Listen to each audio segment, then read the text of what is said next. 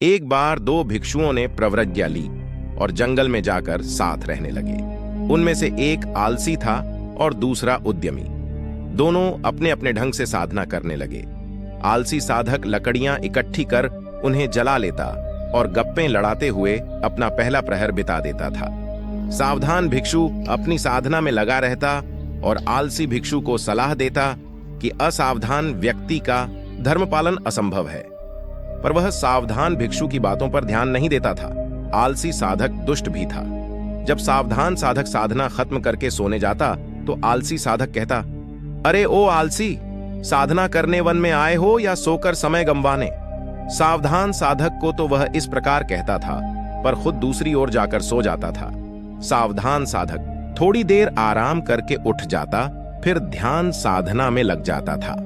इस प्रकार निरंतर अभ्यास करते हुए सावधान साधक कुछ ही दिनों में अरहत प्राप्त कर गया।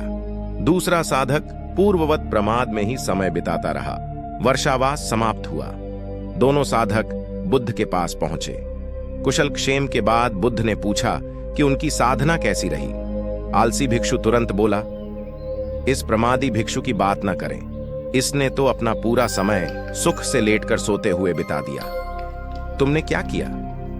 मैं रात के पहले प्रहर से ही आग जलाकर उसके पास बैठकर साधना करता रहा। मैंने पहले दिन से ही साधना प्रारंभ कर दी थी। बुद्ध समझ गए कि वह झूठ बोल रहा है। उन्होंने कहा, अरे तुमने तो जरा सी भी सावधानी नहीं बरती, असावधान होकर साधना की। अब उलटे सावधान उपासक की निंदा कर रहे हो कि उसने अपना समय व्यर्थ बिता दिया। तुम प्रमाद की तुलना अप्रमाद से कर रहे हो।